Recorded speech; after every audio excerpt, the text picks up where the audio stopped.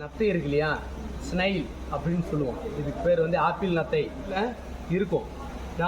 சரிதான், இந்த மாதிரி இருக்கும்.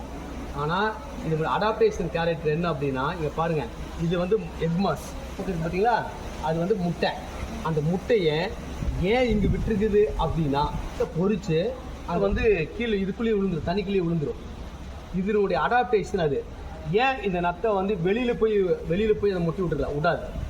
இன்கேஸ் இங்கே தொட்டி இருக்குது, இங்கே குச்சி வச்சுருக்கிறோம், இது மேலே அந்த நத்தை ஏறி வந்து அது முட்டை விதானத்துக்கு பொறிச்சதுக்கப்புறம் கீழே விழுந்துடும், தண்ணிக்குள்ளேயே விழுந்து அது அப்படியே பெருசாகி அப்படியே வளர ஆரம்பிச்சிடும்.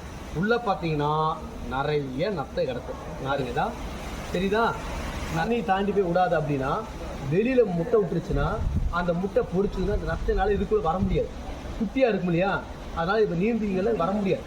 அதனால தான் இந்த அனிமல்ஸ் வந்து என்ன பண்ணுது, எங்கே தண்ணி இருக்குதோ அதுக்கு மேலேயே எங்காவது இருந்ததுன்னா அங்கே முட்டை விட்டு அதுக்கிட்ட கீழே விழுந்துடும். சரி, இது வந்து பெரிய தண்ணி நிறைய இருக்குது, குச்சியில் என்ன பண்ணும் அப்படின்னா, இந்த மாதிரி கரை இருக்கு இல்லையா, இந்த மாதிரி கரையில் லைனாக இப்படி முட்டை விட்டுரும். லைனாக இப்படி முட்டை விட்டதுக்கப்புறம் அந்த முட்டை பொறிச்சதுக்கப்புறம் அது அப்படியே கொஞ்சம் கொஞ்சமாக கீழே விழுந்துச்சுன்னா அது அப்படியே அந்த குட்டியெல்லாம் என்ன ஆகும், வளர ஆரம்பிச்சிடும். அப்போ ஒவ்வொரு உயிரினங்களுக்குமே ஒரு அடாப்டேஷன் கேரக்டர் இருக்குது. அது வந்து தப்பிக்கக்கூடிய கேரக்டரும் இருக்குது. இப்போ இந்த நத்தை தொட்டை என்ன ஆகும், நத்தை உள்ளே போயிடும். அது மாதிரி செல்லு கட்டியாக இருக்கும், புரிஞ்சுதா. செல்லு கட்டியாகிடுச்சுன்னா எது இல்லையாட்டு இருக்குது, செத்து கிடக்கலா இருக்குதுன்னு சொல்லி போயிடும். இப்போ ஆமைக்கு எப்படி, ஆமை தொட்டை என்ன ஆகும், உள்ளே போயிடும் இல்லையா, அந்த செல்லு வந்து மேலே ஓடு வந்து ரஃப்பாக இருக்கும் இல்லையா,